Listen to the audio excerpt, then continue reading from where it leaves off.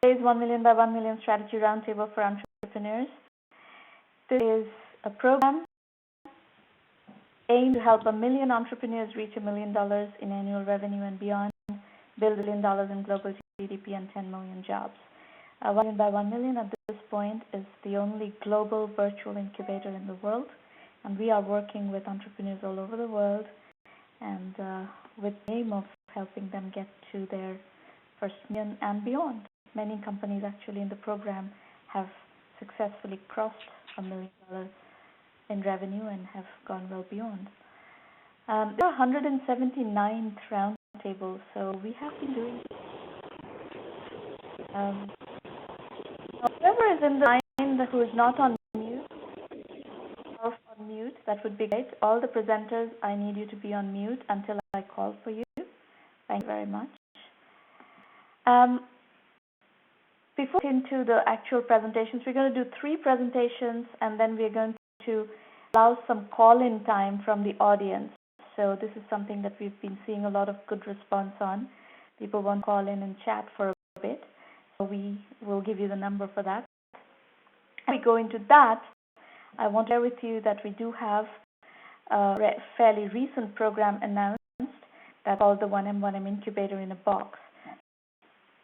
So if you represent a company or an organization that is in the entrepreneurship development business, an early stage entrepreneurship business, you're more welcome to look into Incubator in a Box and reach out to us so that we can partner.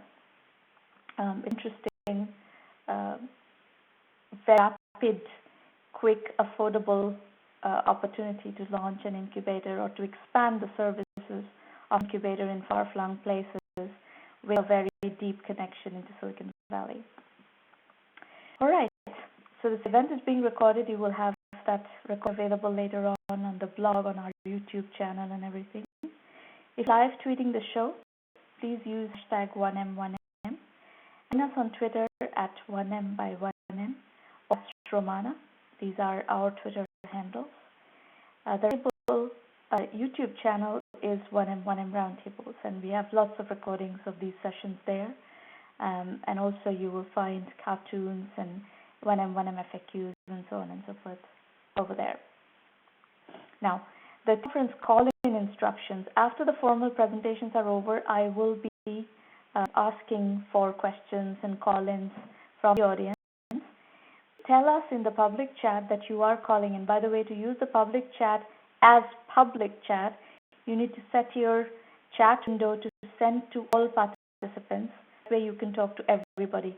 Please do not send me private messages during the session, because it's very difficult for me to interact and listen and help an entrepreneur also deal with your private chats. That's just not a manageable situation. But public chat is great. Any technical difficulty, you can work with Maureen. She will try to help you. So let us know in public chat if you plan to call in. Put your computer on mute once you have called in. The call number is 650-479-3208. Access code is 663693995. And please keep your phone muted until I ask for you. We're going to start today with Revolution Next, and the presenter is Rahul Sharma. Rahul, if you could unmute your line.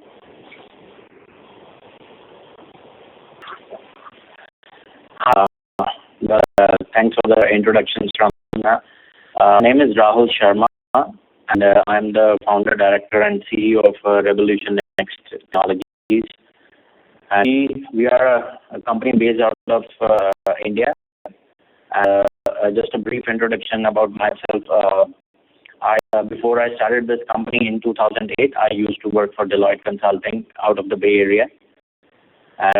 Before that, I went to University of Arizona for my bachelor's and master's degree.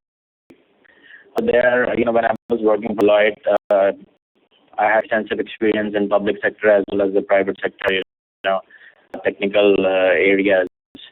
Gave me a lot of ideas to start up on my own. So I moved back in early 2009 and continued with this company. So what I'm here to present today is our core product, integrated education management system. Until now, we have bootstrapped. We have not taken external funding. Of course, we are looking for funding, which I'll talk more in the later slides. So the product of Solution Next Technologies is integrated education management system, with comprehensive system to cover all business processes of any institute, whether it's a university, a school, or a college, or a distance education program, or an online academic institute. So IEMS provides a complete virtual campus. It's a combination of ERP, CRM, all accounts and finance, academics, LMS, all bundled together into one major product, which of course can be used for more areas within the educational institutions, such as tutoring, collaboration, managing the whole campus virtually, for all faculty-related activities, for all administrators, staff-related activities, whatever functionality you can possibly think of for educational institute, IEMS provides that. What is the core value proposition? Well, it is the first one. It's a complete virtual campus for online education and online education delivery, as well as providing all of the supporting modules. Very low cost system, highly efficient, scalable, expandable, customizable, and it was a one-stop solution for the education industry. They don't have to buy multiple products to support their business processes. If we look at the different, the market for this product, there are approximately 135,000 public schools, about 100,000 public schools, 3,000 private schools, and about 1,000 chartered schools. Our initial focus is going to be on private schools and charter schools in the US, and the second area that we're targeting is the community colleges, for which we have again a very specialized product. The enrollment in both K-12 and higher education in the US is increasing at a rate of 10 to 15% every year, and there's a lot of money spent on both the K-12 and higher education in the technical areas, whether it's for hardware or as well as the software or smart teaching devices. Next slide. Rahul, what is the competitive landscape around this market, this school, private school learning, education management system market? Have you done the comparative analysis for the US market? We've done the analysis in detail. The core competitors for us are, if you look at the main products, one Blackboard, the second is, Desire to Learn, third is Schoology, and the fourth one is Canvas. So these are the four big, competitors which offer their products. But during our analysis, which we have been doing for multiple years now, we have found that most of these products are just LMS. They are the learning management systems, or supporting modules that are functionalities that are needed by the institutions are not there, or the institutions have to use separate software to provide those or to have those features. In terms of yes, please. Do you have customers? Yes, we have many customers. We have more than 20 customers in India. We have 4 universities in Colombia, in South America, and then we have one major university along with this education program in Turkey. So the product is very well validated, and it has been used as our clients indicate in different parts of the world. We have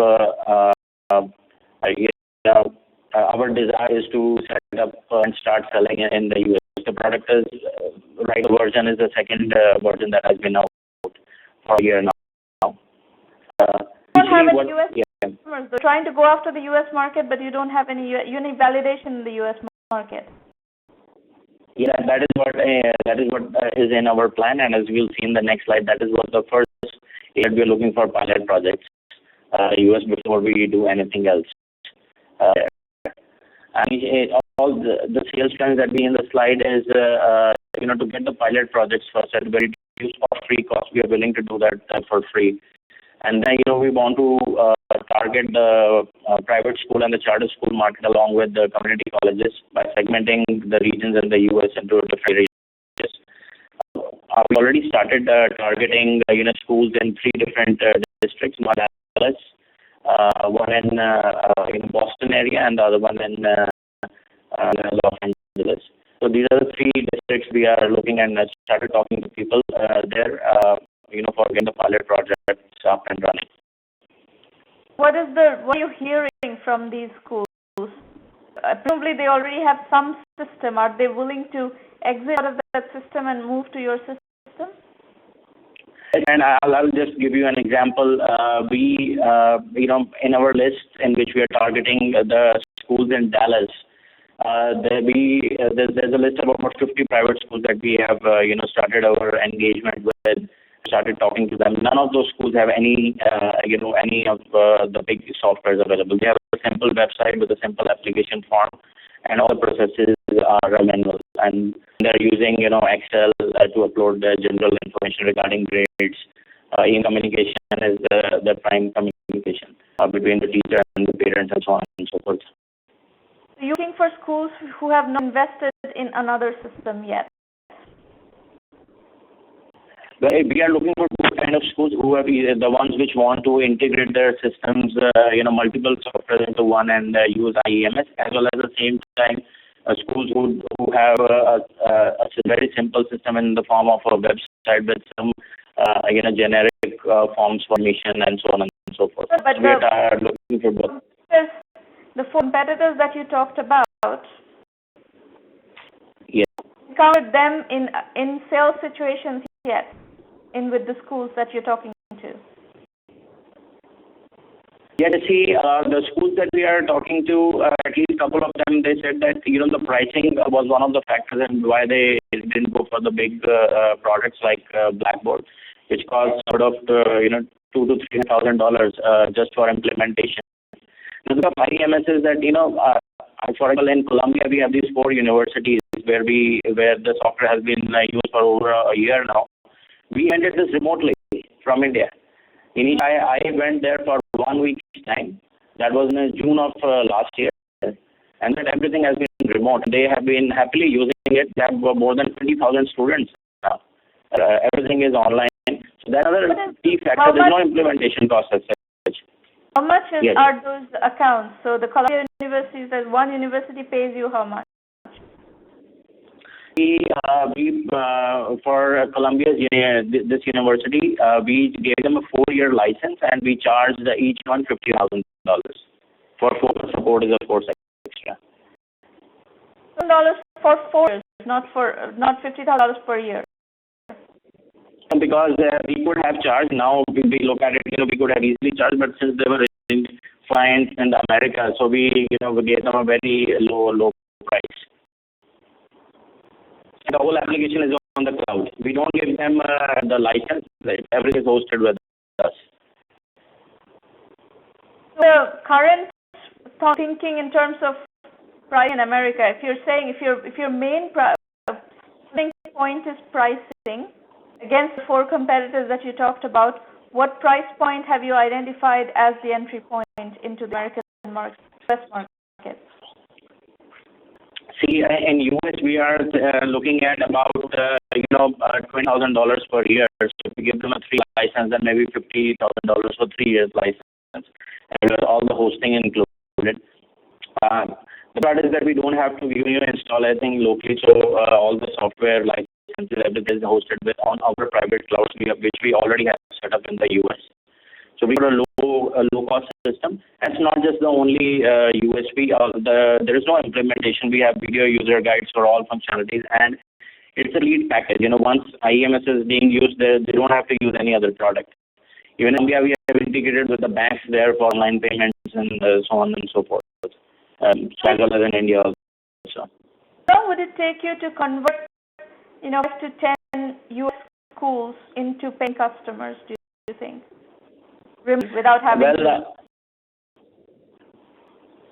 I'm thinking about, if we can initially about 6 to 8 months, if we get these customers, that's what our target is. And I think once we were first pilot there, I think there would be no looking back after that because the software would speak for itself.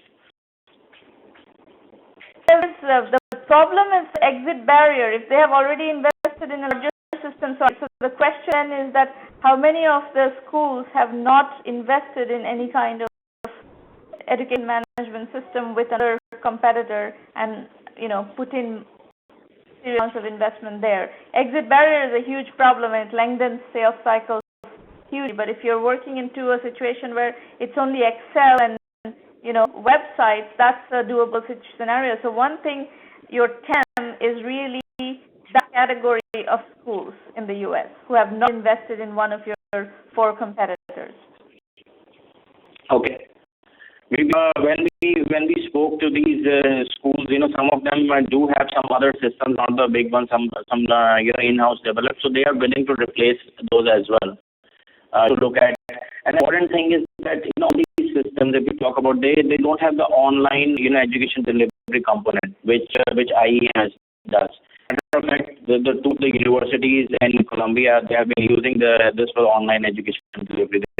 All students are remote. Another very important feature which IEMS has, and for community colleges in the US, with online education being the hot topic, a low-cost system, they can start providing online education as well.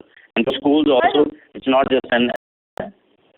So once you penetrating if you've gotten some foothold into Latin America, Turkey, these markets, why aren't you penetrating those markets? We are. We needed some clients in Turkey. We have partnered with another company. They helped us translate the software into Turkish. For the Spanish market, we needed a very good validation for the South American market. So they are using the software in Spanish. So we are about to start there. But our core focus, personally, I want to be in the US because that's where the bigger market is. Okay. All right. Yeah. If you can make this work such that you can complete your US sales without having to visit, if it's a phone sale, if you get the online and by phone, and if you can a TAM, understanding of what really is the TAM, it is not a market that is right. There are a lot of players in the market. People have made a lot of investments into the market. So you go and tell people that all of this is our market, no one's going to believe you. You have to really do a much tighter segmentation and TAM analysis. Okay. So, but I think you have an opportunity here. It's just that you need to define opportunity much more crisply and much more precisely. It's good to have validation that you have been used, and it's that you have a product that is well, kind of tested and out there. So try to get these 10 U.S. schools as you can, and then also in parallel, you're going to need to really get if you want to raise money, you're really going to have to get a much more precise pitch ready. Okay. Really, that clearly identifies the opportunity. Okay. So yes, I just wanted to present to you and get your feedback before I, get my pitch ready.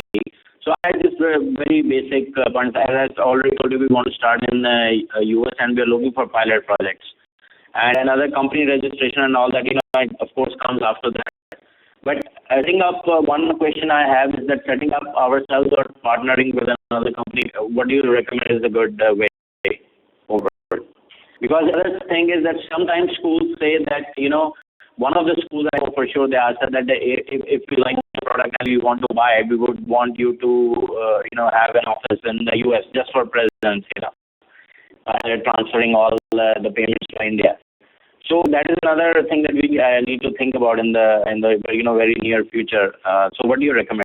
This is all dependent on what your sales cycle is. If you can complete sales from India, then you can just do company in India and you don't have to do all this other stuff. Because I think at this point, the market is quite comfortable with buying products from wherever. Basically buying products on the internet. It's not. Okay. not care that much. However, funding is a different issue. If this company is fundable, which I don't know yet, you haven't presented me with enough data to see if this company is fundable or not.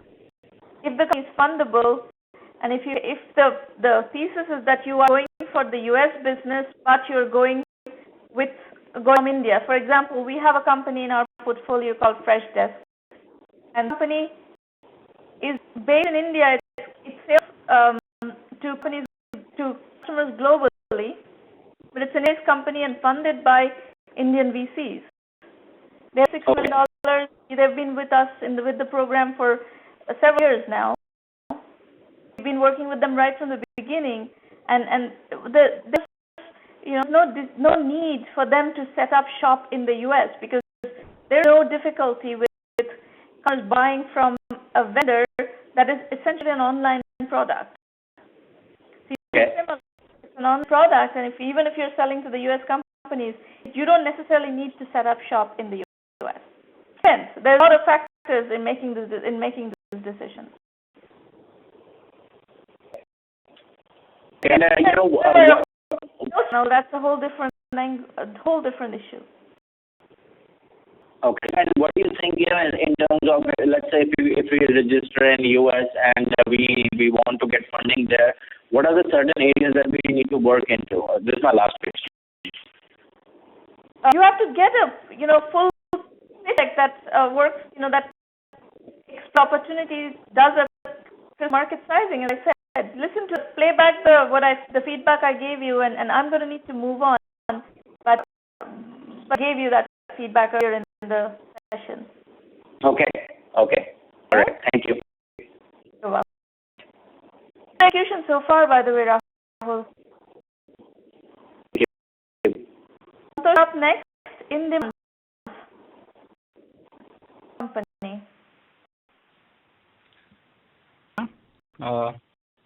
Hello, my name is Santosh Abraham, and I'm one of the co-founders at QED In Demand.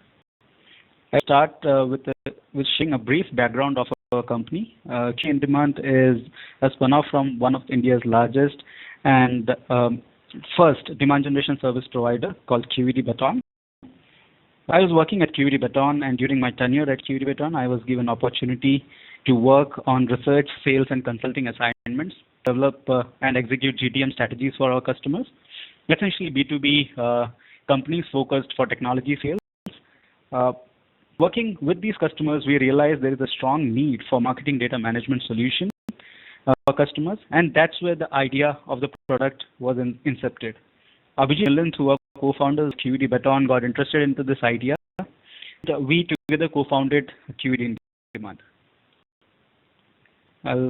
Okay, we are on the problem slide now. So I'll talk about the problem and the solution that we are offering to the market. So if you're a company with B2B focus and are already in business, more than 3 to 4 years, you would have already built marketing data, organically or inorganically, that should suffice to 60 to 70% of your strategy or your marketing campaigns.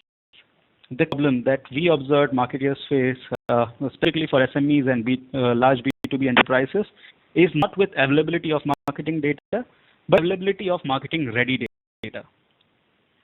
The data what is available is incomplete or dated, or is in multiple formats, or is assumed to be inaccurate. But if it is maintained well, it can be the goldmine for prospect for any marketing team.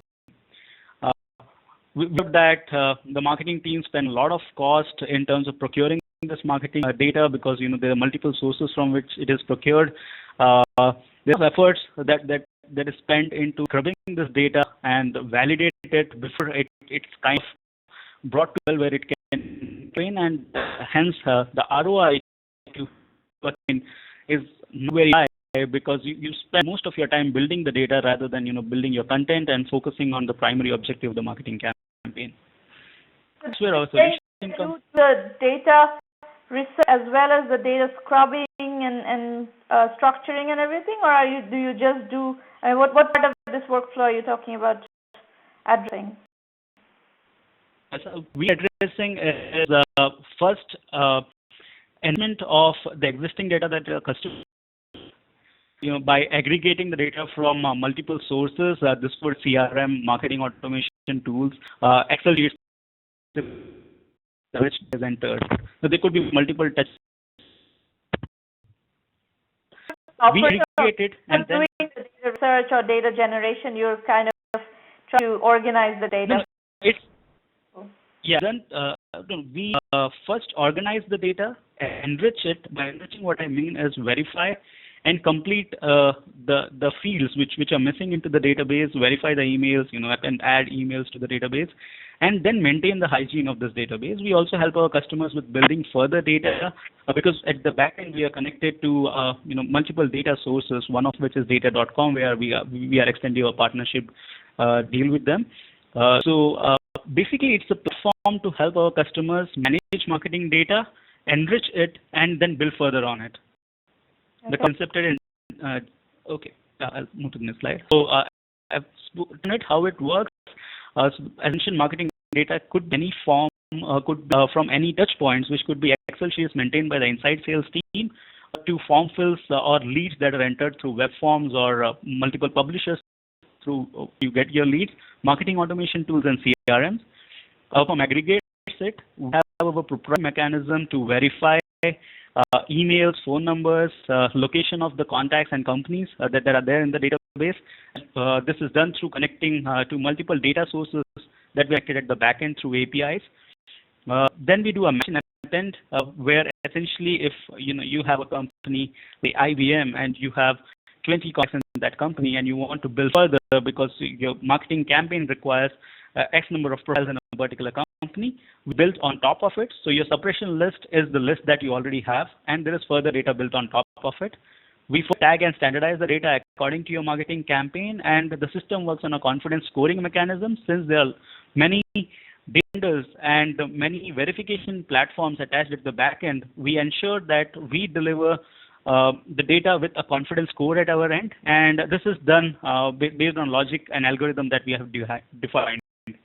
And what the customer gets is a marketing ready repository and a dashboard which is not available in any platform across which is related to marketing data or marketing automation, which is essentially on the data that you have, real-time dashboard on giving you statistics on what happened on your data on a particular day through multiple touch points, how many unique contacts and companies you have, and how many new contacts have got built. You can further put risk of enrichment of data depending on which data you find. This platform in turn connects back to all these touch points from where data is being sourced or the data is being pulled and updates these sources again for the customer, so the end platforms on which the teams are working get updated data. Okay. Slide, please. Okay. Here's a brief analysis of the target market and the segmentation. The market segment we are targeting as the initial strategy is ISVs, software services companies, and BPOs, B2B focus, B2B tech companies.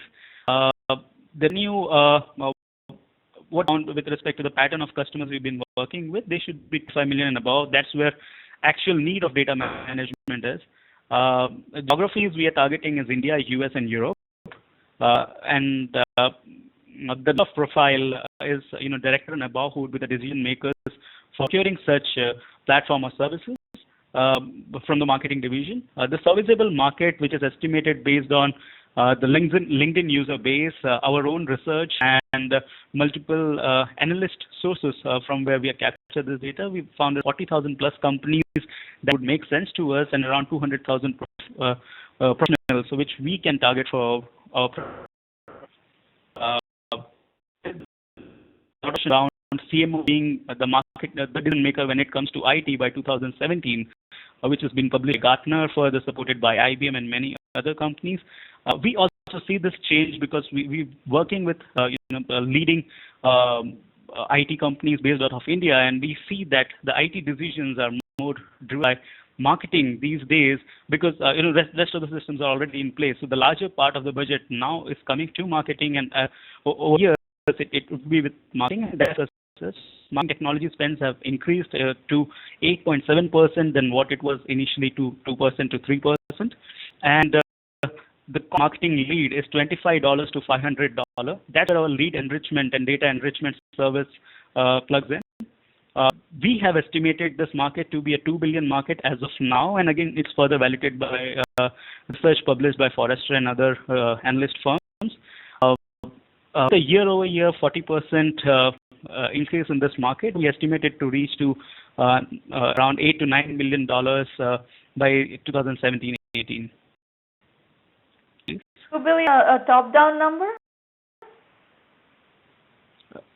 Could you repeat the question? Is $2 billion top-down market size number? Top-down TAM and bottom-up TAM? Yeah, it's a top-down market number. That's relevant. As far as we are concerned, we don't believe in top-down market sizing numbers. You should go figure out the bottom-up number. From that angle, as what we have done is essential estimation from the marketing budgets that companies have. We've been in this business for past 10 years, providing demand generation services to companies, and there we have a handle on what kind of marketing budgets are released, and we also have observed that around 8 to 10% of that budget is to data, which is over a period of time because the need for marketing data is primary for any marketing campaign.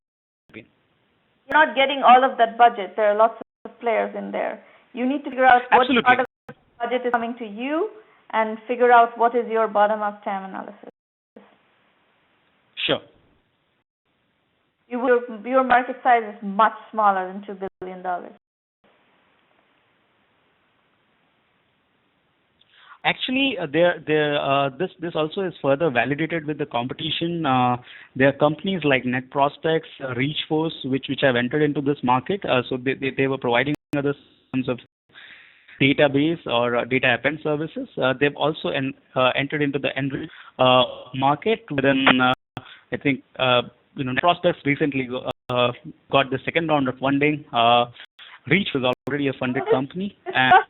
You need to go do a TAM analysis. Under no circumstances can you go away without doing a bottom-up TAM analysis. Absolutely. We'll also keep that in mind because we are preparing investor pitches. Yeah. Here's a brief overview on the business model that we are currently using. So we already have 4 customers to our platform, 2 of which are of the top 10 IT companies from India, and then QD Baton itself is one of the largest customers because we have is operation of 175 plus people where a lot of data is churned, and that's where we did the proof of concept. So the revenue streams are platform sale, data sale, and premium services. Platform sale is essentially deployment of the platform to the customer. Platform is on Amazon Cloud, and with the platform we provide data enrichment, data management as a service, where e-verification, DDoMer, standardization, dashboarding, but there are certain credits also provided to the customer to trigger wherein they can use the platform, the product subscription fee there, monthly subscription fee, and pay as you go model. Work is manual. From perspective, only we faced requirement for manual wherein the customer comes up with very specific data building requirements. Apart from that, from an perspective, plus automated. It's only for some cases where the names of the companies are completely messed up. Multiple people have defined in different ways. Our team has to analyze and correct them before it's enriched.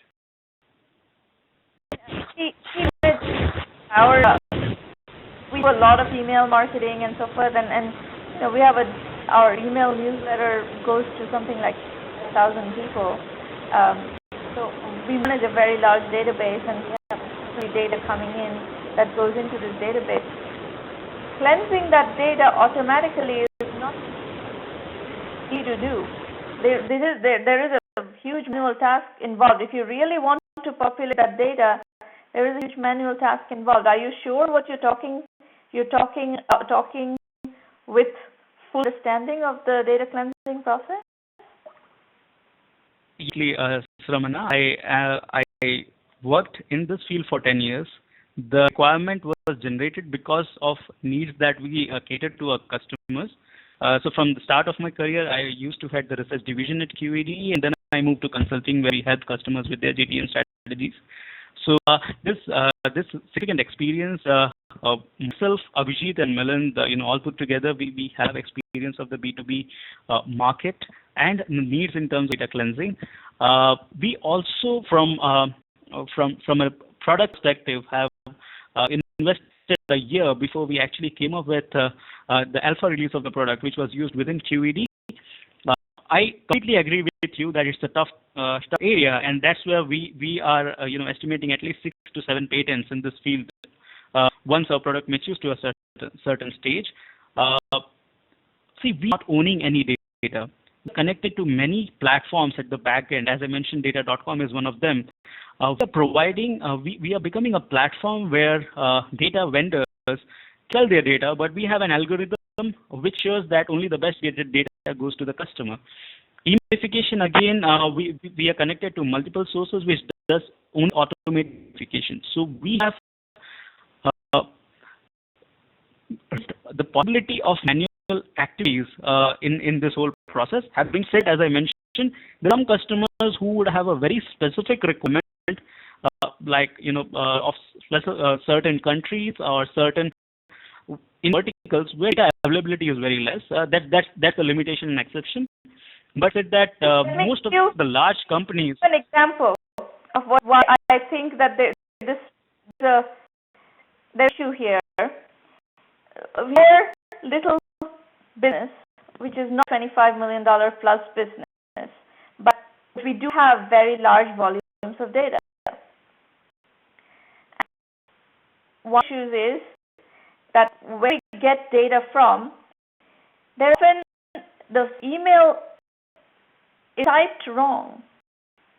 Lots of mistakes in the email ID, and we anchor our data in the email field. And if the email ID is wrong, it's difficult to make that record be of any value. So if we were using a service like this, and I think it's quite representative of everybody in target audience. If you anchor that email somehow, don't you think it's going to require manual checking to see if that email can be added somehow? My answer would be twofold, if that's okay. The first is the mechanism to verify an email. Normally I've worked with all these customers and I've observed that everyone tries to send an initial dummy campaign, check the status of the email, and then send the final campaign. So we discourage that because that's not in compliance with any of the privacy laws. Here is an automated mechanism where we actually go and ping the server and get the status of the email. So in that manner, we get the most accurate status of a particular email. Now, in case where email is not functional or inaccurate, we have an append mechanism where with a combination of the domain name, first and last name of the person, we are able to append emails. And again, we have a huge set of formats in place and algorithm which attaches to, let's say, IBM US has a different format as opposed to IBM India. So we are able to get that and then we generate that particular email. I find that you have some basics to do this because there is, for example, let's say .gmail.co. People happen to put the M at the end of when Gmail is a gmail.com, domain. And it comes up all the time, and you have to somehow either this is going to go straight into the database and get bounced. Somebody has to look at it manually or somehow, and there are many permutations and many combinations of kinds of data. Yeah, agreed.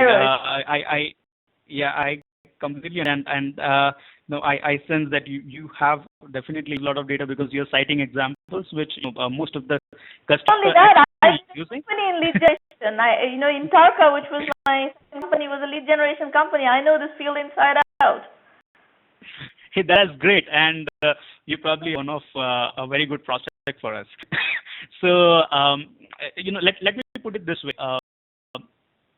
That the platform does, as I said, is attach a status to each email. 95% plus accuracy on the statuses that we attach. So if there is an email which is invalid, you would know this email is not functional. So you not send any campaigns to this particular. So before running your campaign, what we do is do a hygiene check. The question is how do I cleanse the data? Because if I eyeball it, I can correct these things. But if it's exactly. A fully automated system, I will lose most of these emails, which if manually I would to retrieve. You would not be losing the data because when we do it manually, we ensure that there is a tag attached to each of these emails. Step by step, the product reaches to a stage wherein it identifies all set of invalid emails or bad emails in a system. There are multiple statuses. We've published a status called malformed email, wherein the email is not actually having a proper email form.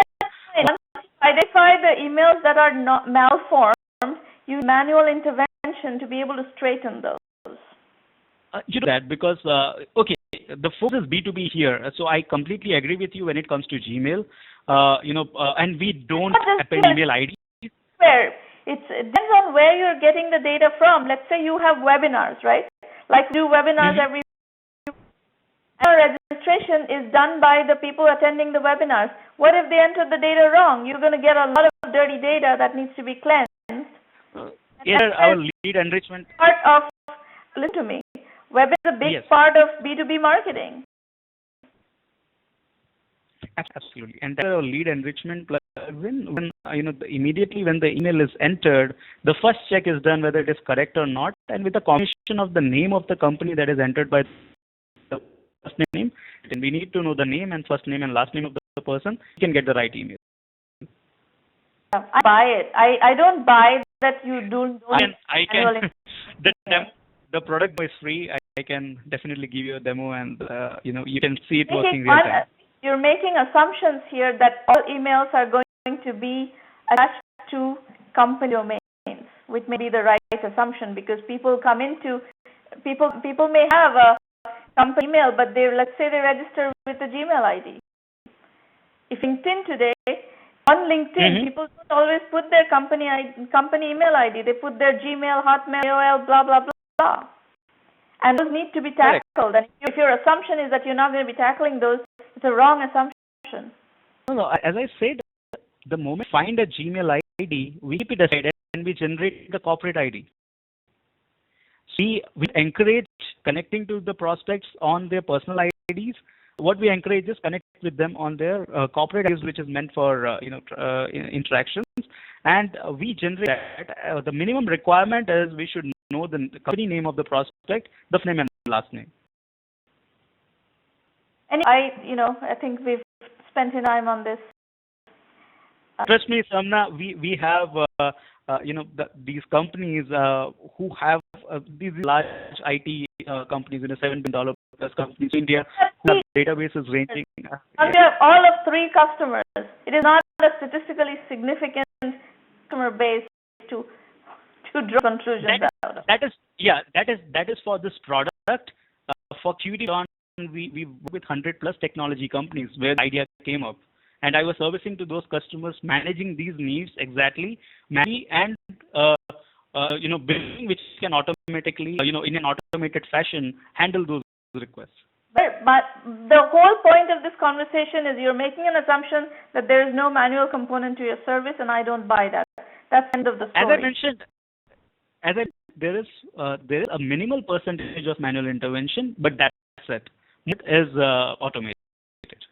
We'll talk in 3 years once you've had a statistically significant number of customers and answer that question then. Okay. Right.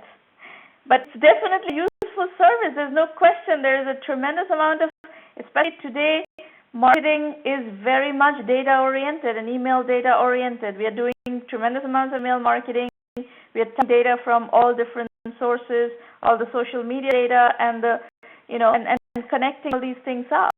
And you will see the problems that you're going to run into are when you get into the social media data and the corporate email is not entered into the LinkedIn email, LinkedIn account oftentimes. I'm talking from a lot of experience with handling data, so you will see. I completely understand and respect that.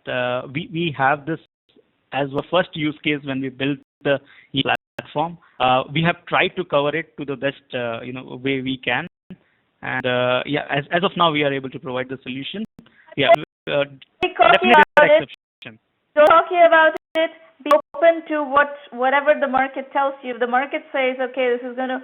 I mean, the minute you introduce LinkedIn, for example, you'll see a whole different issue, which you fully budget. Yes. And you. That's completely agreed. Anyone doing this kind of marketing and does not use LinkedIn is not doing the right thing. Especially the $5 million plus companies, they should be using LinkedIn.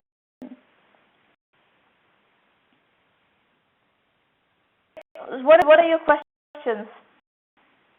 Yeah, solutions are also, as of now, we are also in discussions with many companies from the US. So we've set up a small team of salespeople who are basically reaching out to these companies from India.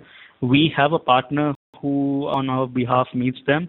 Our focus market is US. That's the largest market that we want to target. India, we think the product, and we are planning to grow this market over this year. But getting funding, we want to have a targeted approach toward the US market. And then I wanted to understand, for a product like ours, makes sense. Would it be building our own US sales team, or doing it through channel partners, having a referral model, or any specific model that you can suggest? India just fine. I don't see a need for any US presence to sell this product. So that. Okay. And the second question is, we while starting this company, we raised an angel round of funding through well-wishers, built the product. It was accepted by some of the customers in the market, and now we're generating revenue, which is helping us to be cash flow positive. Now we want to take the product to the next level, exactly the level which you're speaking to. So we want to at least have 3+ partner sources at the back end, many sales sources at the back end, and have a more robust algorithm and logic, which requires a larger development team. That's where we are looking for VC funding, but wanted to understand, is it the right time to go for VC funding, or should we look, stay put and generate more revenues, acquire more customers? Where based? What's your location? Out of Pune. Okay. Yeah. A bit of a toss-up. I think motivation is always helpful at venture funding. There are certain the kinds of questions that I'm asking you. If you can have validation on those points, like you are asking how to sell into the U.S. market. Say one of the first things you should do is actually get a few U.S. customers and validate that you can actually sell this product from India into the U.S. market. So once you have that, I would basically tell the VCs that, okay, this cost of customer acquisition. If you can explain the cost of customer acquisition with data, that is something they would be looking for, because otherwise they don't really know what is it going to take to sell this product. That's one piece of validation I would try to figure out before I go to the market. Then you would need the bottom-up TAM analysis. We need a bottom-up TAM analysis to make any kind of financing decision. And probably points, assume bottom-up TAM analysis works out to be a VC fundable size, and I know it's not going to be $2 billion, but it could be a VC fundable size. We need to look at that, and then those are pieces that are missing from this right now. Okay. All right, folks. Many of you are sending me private messages on the chat. Please don't do that, because I'm not checking my private messages right now. You are supposed to use the public chat to click on presentations, ask questions and everything, and so that people who are presenting, once they see your questions, they can come back and engage with you in public chat. Don't send me private messages. That's not very helpful because I can't work with the entrepreneurs and work with your public chat. It's just not humanly possible. With your chat, sorry, not public chat. Public chat is fine. Okay, we're going to go to Mohit Jain. Are you able to dial in, Mohit? Amen. Right, Sana, can you hear me? yes, go ahead. Okay, that's good. So I just heard Santosh, and he had hard work on his project. It's wonderful. So, guys, my name is Mohit Jain. People know me with as MJ. So, I'm engineering in computer science. I am very good in idea making, business strategy making, online business, and especially social and online marketing. Right, I have startup experiences, and I'm located in Delhi, India. I'm having a new website which I launched in April 2013 only.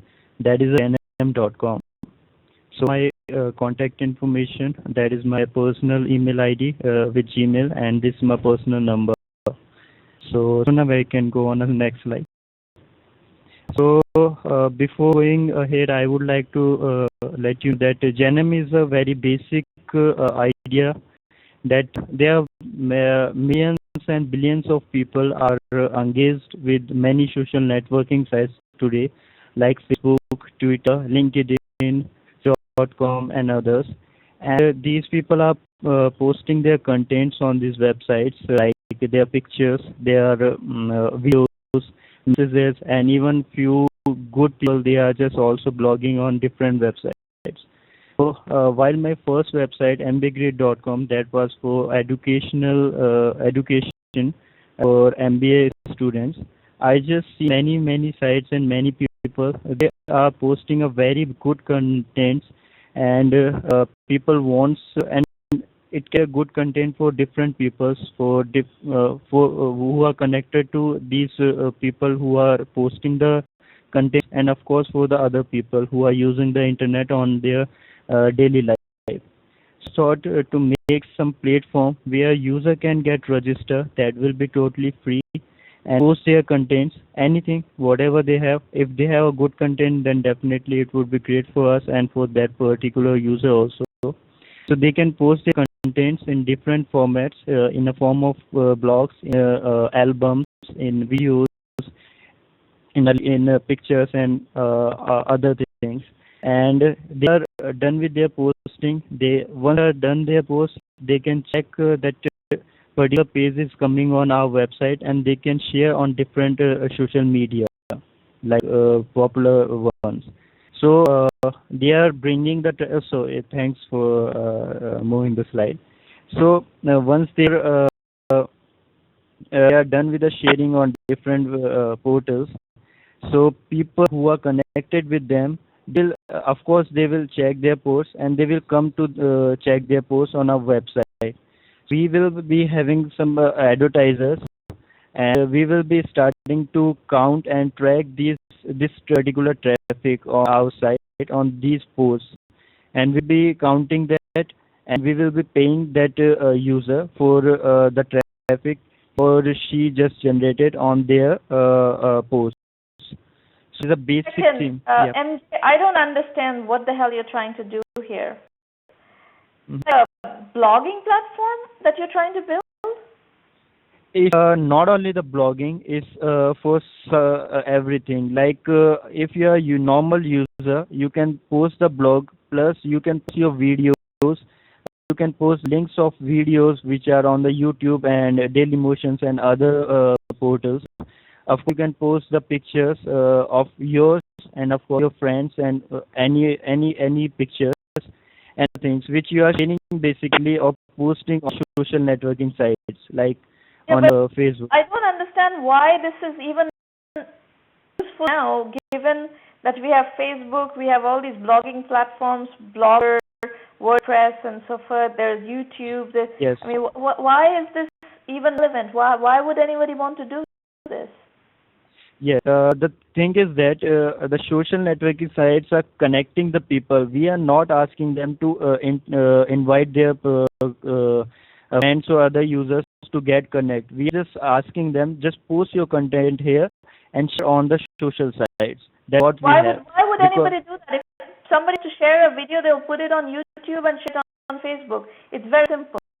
Why yes, post your site? yes. One are posting the video on our website and they are sharing on the Facebook. They will bring some of their friends or some traffic on our website. So we are going to pay for Idea that. makes absolutely no sense. Okay. Makes Hmm. absolutely zero sense.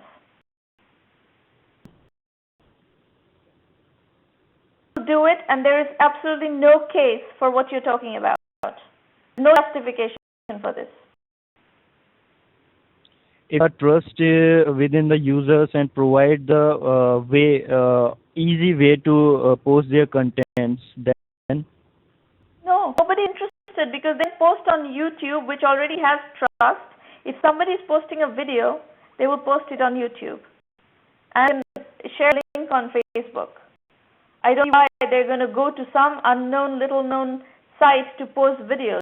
Why? What is the give justification of why this has any reason to exist? so, sir, for the Facebook and the social sites, people are spending 2, 3, 4 hours in a day. They are posting the things, but they are not getting any kind of revenue from that. But us, they are getting the money for that. If they are bringing 10 people, 20 people, or 1,000 people, we are just paying them for that. That's the reason to attract the people to our website to post their contents on our site and share on different portals. Why are you going to be paying them? How are you going to make money that will give you the money to pay Yes. them? Actually, I know that there will be no advertisers with our website, but there I just find out there are many sites like Taro and like CM Leader and others who are paying for your traffic on your website. They're ready to get registered with you and showing their advertisements on your site. So register with more than 10 websites and they are showing their advertisement on our site on and then on the traffic which we are generating on our website. That's what is the initial plan. Once the good traffic, a large traffic, then start to attract the individual advertisers in that case. I don't think this idea makes any sense. I'm sorry, MJ, I just don't get it. I don't see justification for its existence. Okay, will be more clear. Work Yeah. should this project and do something else much more worthwhile. This project.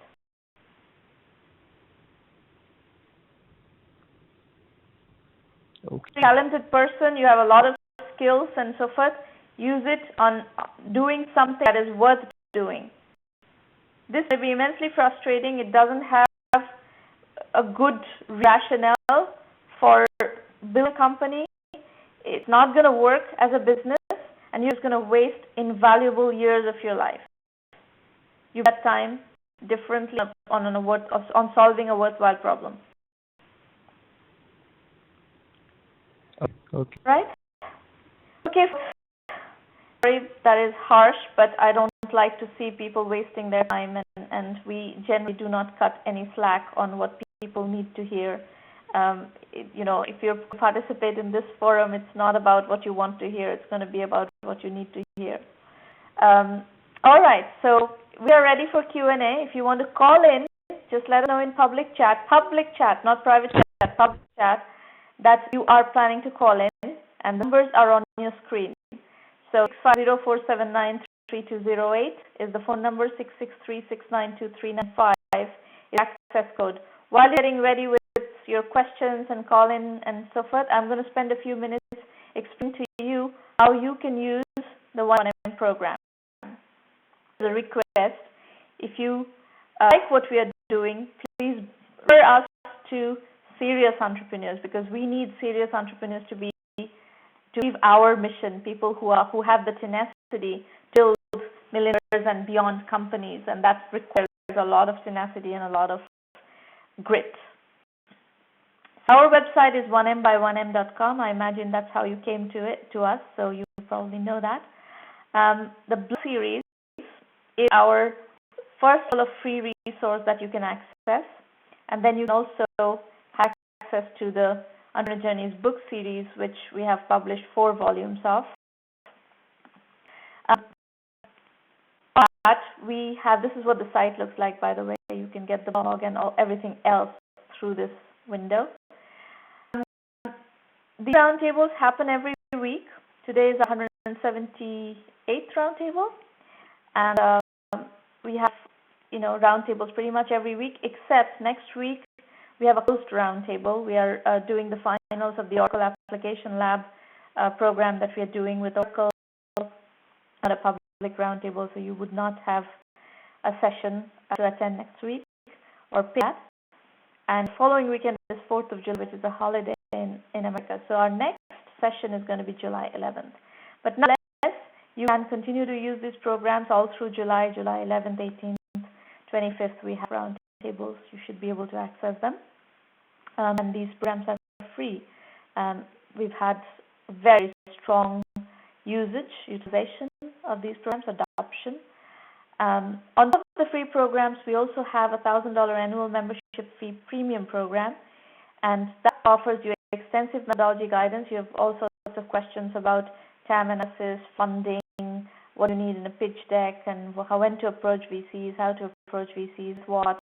All decisions we will help you with, and we have an extensive network that we will bring you into if that's what you're trying to do, is to raise money. And we have a track record of doing all of that successfully.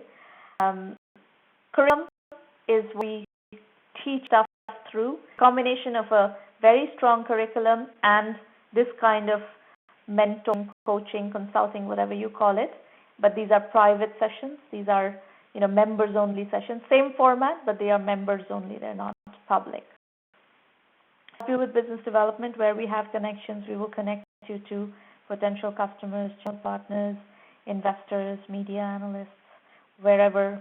We do help you with a lot of media relations as well. We have a lot of clout in the media, and that's very helpful. A lot of people get covered through us in the media, often get calls from investors and customers and partners and so forth, and all that is very, very helpful. It's a very comprehensive program. For $1,000, it's an immense amount of value. A number of companies that are in the $1 Million Club, you will be able to meet some of them on our website if you follow this link. The equation that we quantify with an ROI is $375,000 with a value for $1,000 annual membership fee. So it's a very high value program. We strongly recommend you take advantage of it. We give you lots of orientation material on how to use the program. We recommend that you take the 1M1M self-assessment that is actually publicly available on the website. It's a bunch of questions that you should calibrate your business against. They're helpful, systematic process of calibrating your business.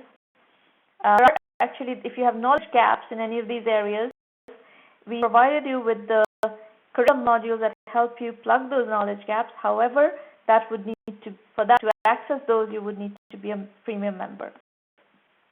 So there's lots of information on the website on evaluating how to, what you get to be a premium member, what to expect from the program, video FAQs, and so forth. We have case studies of several hundred successful entrepreneurs and video lectures synthesizing the lessons from those entrepreneurs. See, we've been doing this kind of mentoring, 179 private roundtables plus, hundreds of private roundtables. We've done a tremendous amount of coaching, right? So we know what your issues are, what kind of things you're getting stuck on, and we have a very strong methodology of being able to help you with your issues, and that is in a curriculum that is in form of video lectures and case studies. We have been developing case studies for 7 years. Success entrepreneurs who've built sizable revenues, had exits, had, all sorts of IPOs and so forth, have come to this panel and shared their strategies. It's not just me teaching you this curriculum. Therefore, there are over 600 entrepreneurs who have taken the time to share their learnings with you. So it's very powerful, very inspiring program that you get a chance to learn from.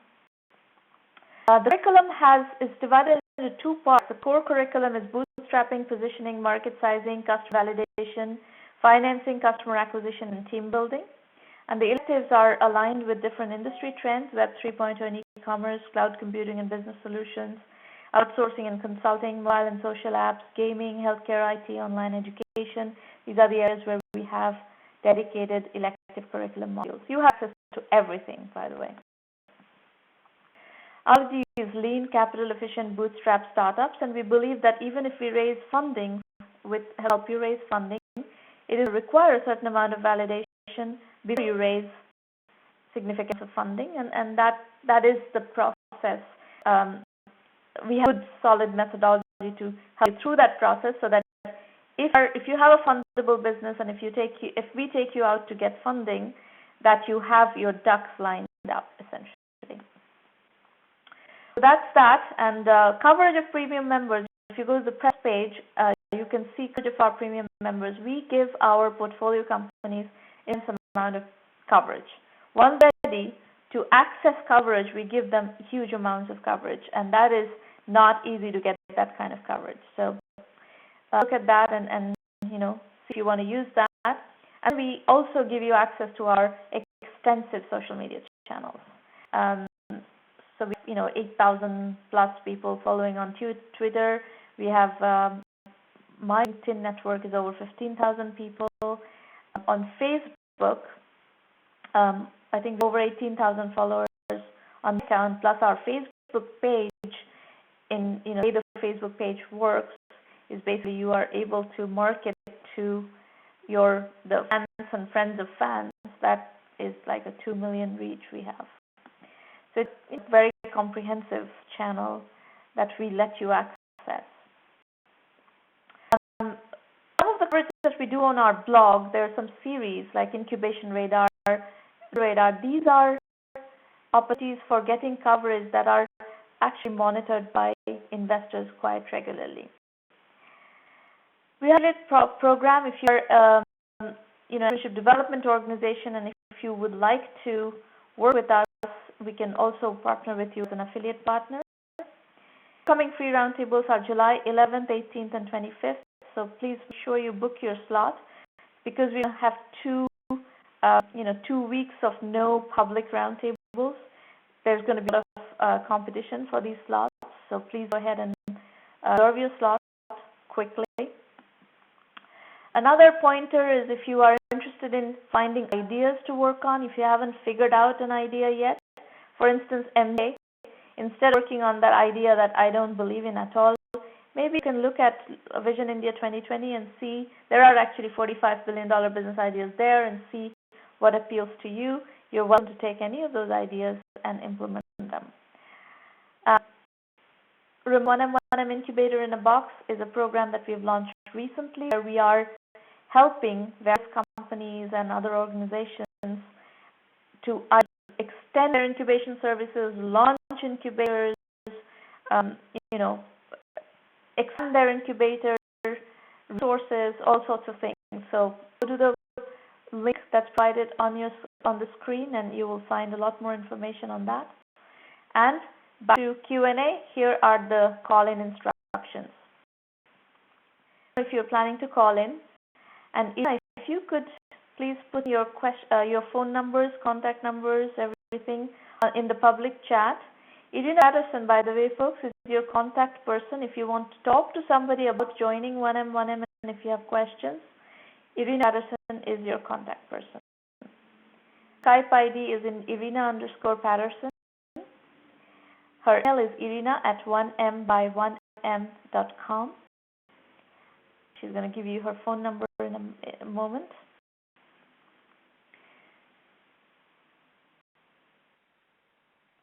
It's 863012456. So feel free to call Irina.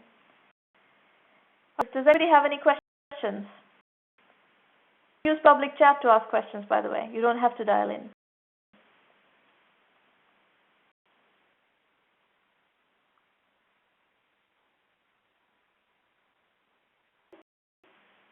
I'd like to know where you're dialing from. Introduce yourselves. Tell us where you're coming from, what project you're working on.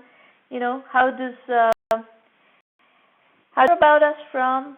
Where did you hear about us from? Harlalka, does one have to be a premium member to be an affiliate? No.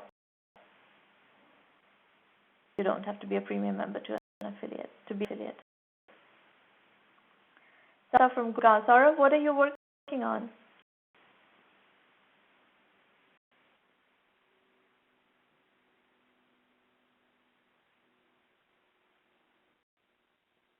Retail, okay.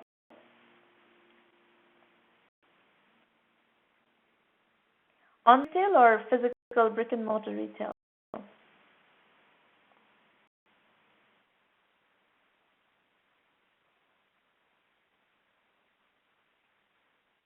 Okay.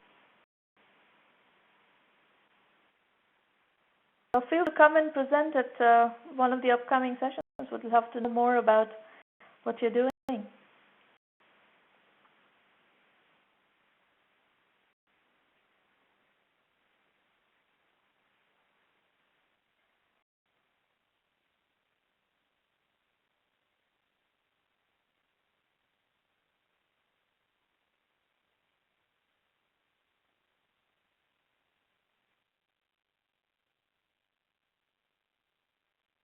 So I fully understand what you said. Sarah, you would connect with Irina for what?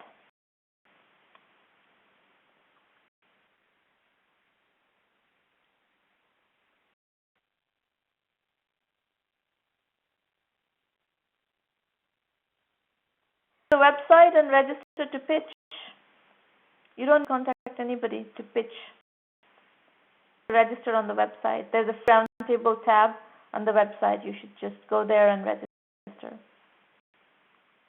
Shobha Noharan says, from Detroit, Michigan, have a couple of product ideas, want to listen to the forum and came to know through LinkedIn. Okay, well, feel free to come and share your ideas and we definitely look at what you have and give you some guidance. And if you follow the formal procedure of how to do validation and everything, you can use the premium program right off the bat and you will be going through this much faster. The people we see who are coming into the program very early on save enormous amount of time. They don't waste their time, boxing around. They just get straight to the process and methodology and move much faster.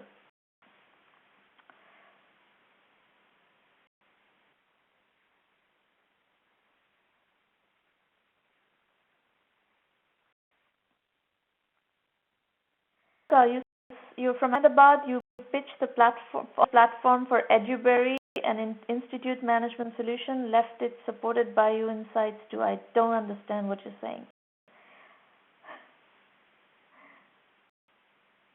I understand that you're doing an institute management solution. I don't understand what you mean by it supported by you insights too. That is not an English sentence.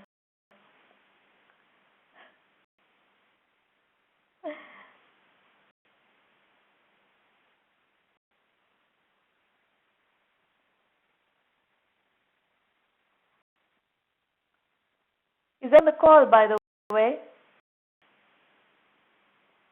Neeraj said he has.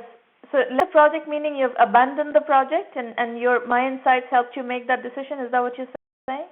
Ah, got it. Okay. All right. Is anyone waiting on the call, by the way? Hi, Sramana, it's me, Rahul. I was just listening in. How are you? Presented the first presentation, Integrated Education Management System. You have a question? I just will have it offline, regarding the one program, and I wanted to see. I'll probably talk to Arana regarding that, and back to you. Fine, that's fine. I will be happy to help you. Okay.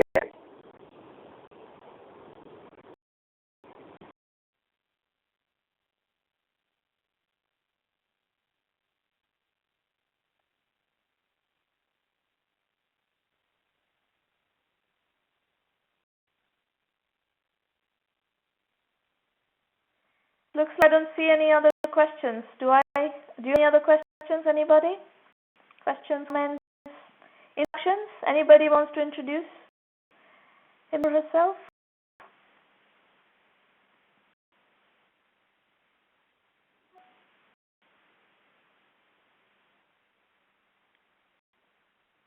No?